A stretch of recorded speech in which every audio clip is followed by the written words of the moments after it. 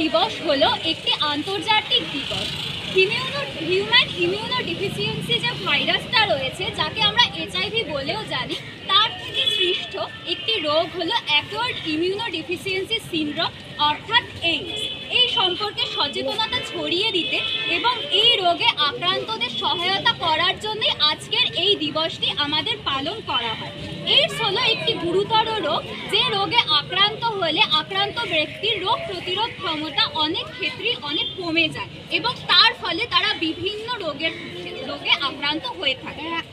প্রদর্শনের মাধ্যমে আপনাদের কাছে তুলে ধরবেন যে এই রোগটি কী করে ছড়ায়, তার হচ্ছে প্রতিকার এবং এই রোগটি হলে আপনারা হচ্ছে কী কী চিকিৎসা পদ্ধতির মধ্যে দিয়ে যেতে পারেন।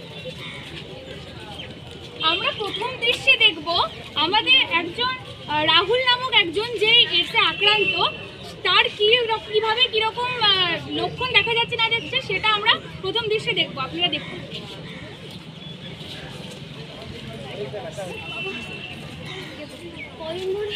কদিন ধরে আমার এত জ্বর হচ্ছে, এত বারবার বমি হচ্ছে, পায়খানা হচ্ছে, এত ক্লান্ত লাগছে কেন জানি না, বারবার সারছে আবার হচ্ছে। আমার কি হলো? এগুলো আগে তার স্বাভাবিক জীবনে দেখা যাচ্ছিল না, এরগুলো দেখেও চিন্তিত হয়ে পড়ছে এবং পরের দিন বিকেলে যখন ও রাস্তাতে হাঁটছিল তখন তার বন্ধুর আমার সঙ্গে দেখা, এবং তারপরে কি হচ্ছে সেটা আপনারা দেখুন। কি রে, কেমন আছিস? আর বলিস ভালো। কদিন ধরে এত পেট ব্যথা, শরীর খারাপ, মাথা ঘুরছে, বারবার বমি হয়ে যাচ্ছে, ক্লান্ত লাগছে শরীরটা, কি করবো বুঝতে পারছি না। কেন রে, ডাক্তার দেখাসনি? ওষুধ খাসনি? পরেরদিন দেখানো হয়নি। তাহলে কালকে চল আমার সাথে একবার স্বাস্থ্য কেন্দ্রে, ডাক্তারবাবুকে দেখিয়ে যদি কিছু পরীক্ষা করতে দেন তাহলে সেগুলো করতে হবে। বলুন আপনার কী হচ্ছে? শরীর খারাপ, বারবার খুব ক্লান্ত লাগছে, বারবার বমি হচ্ছে, বারবার পায়খানা হচ্ছে, কিচ্ছু ভালো লাগছে না, প্রচণ্ড ক্লান্ত লাগছে, হাঁটাচলা পর্যন্ত করতে পারছি না, এত শরীর খারাপ লাগছে, বারবার জ্বর আসছে। কী করি বলুন তো? আচ্ছা, আপনার এই সমস্যাগুলো কতদিন ধরে হচ্ছে?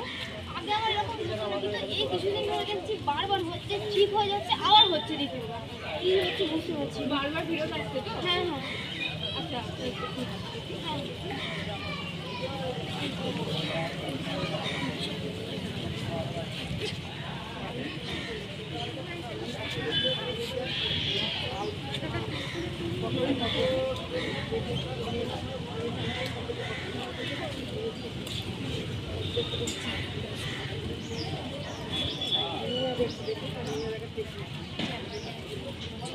আপনাকে আমি কয়েকটা রক্ত পরীক্ষা করতে দেবো এবং HIV টেস্টগুলো দিতে দেবো যত তাড়াতাড়ি সম্ভব।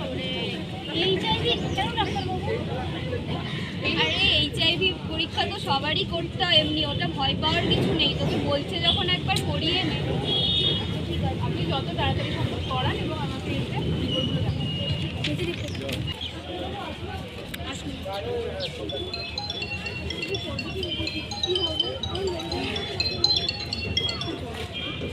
আপনার কি মনে হয় যে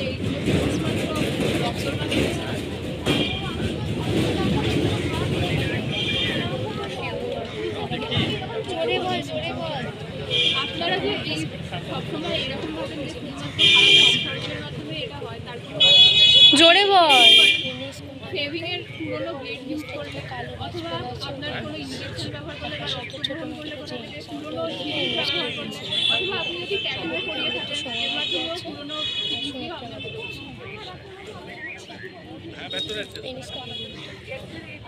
তাহলে হয়তো হতে পারে আপনার ওখানে।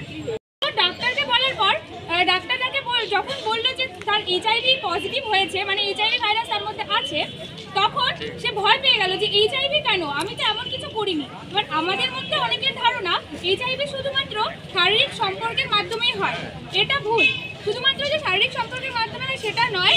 আমরা যদি যখন পুরুষ মানুষরা দাড়ি সেভ করতে যায়, ওই ব্লেড যেটা থাকে সেটাকে যদি ঠিক মতন পরিষ্কার না, একই ব্লেড যদি অনেককে ব্যবহার করা হয় আর সেই ব্লেড যদি কোনো আক্রান্ত মানুষের ব্যবহারের পর কোনো সুস্থ মানুষের মধ্যেও ব্যবহার করা হয় তাহলে এই রোগ ছড়াতে পারে।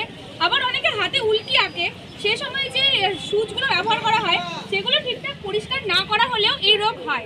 এছাড়া মায়ের থেকে সন্তানের মধ্যে এই রোগ লোক যেতে পারে, এরকম অনেক কিছু হয়ে থাকে।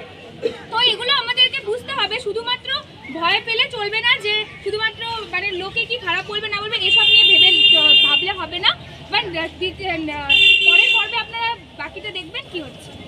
হ্যাঁ আমার পোড়া কপাল, এটা কি করলি বাবু তুই, আমি কি করে মুখ দেখাবো বাবু, এটা তুই কি করলি বাবু, না আমার বিশেষ কি করলি বাবু, এগুলো আমি তোর মাসি দিদিদের কাছে কি করে মুখ দেখাবো বাবু, এগুলো কি দেখুন না দিদি ছেলেটা কি করে বসলো, আমি ওকে নিয়ে কোথায় যাবো এবার, আমি আত্মীয় স্বজনদের কাছে কি না না এভাবে গুজব ছড়াবে না। শুধুমাত্র যে এই শুধুমাত্র শারীরিক সংসর্গে হয় তাই নয়, তার পেছনে অনেক রকমের কারণ থাকতে পারে।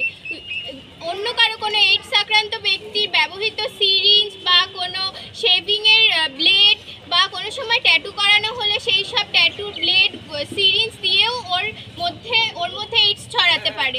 আর সবচেয়ে বড় কথা হলো সবার মধ্যে একটি ভুল ধারণা আছে যে এইডস রক্তের মাধ্যমে বা হাতে হাত ধরলে দিন ওদের পাশে থাকুন, তাহলেই আমরা এইডসকে সবাই মিলে হাতে হাত রেখে প্রতিরোধ করতে পারবো। তাহলে কি ওকে আমি সবার থেকে আলাদা করে রাখবো? একেবারেই সবার থেকে আলাদা করবে না, এখন তোমাদের উচিত ওর পাশে থাকা, ওর সাথে থাকা।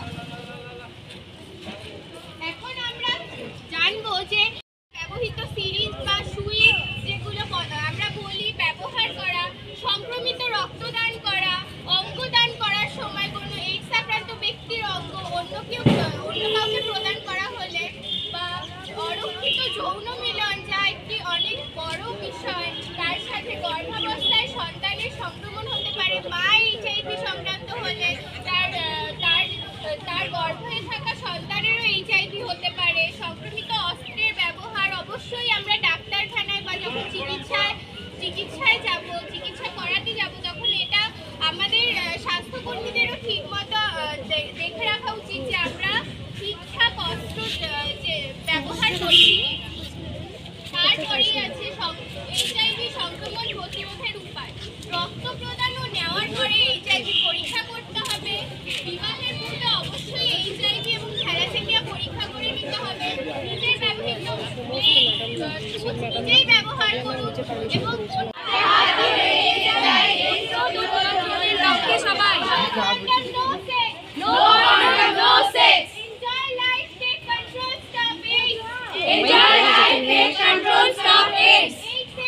তোর ব্যাগটা অন্যের সামনে দূর করুন, এইডসের কুসংস্কার ও ভয়ভীতি দূর করুন। এইডসের সাথে লড়তে গেলে কথা বলুন প্রাণটি খুলে, এইডসের সাথে লড়তে গেলে কথা বলুন প্রাণটি খুলে।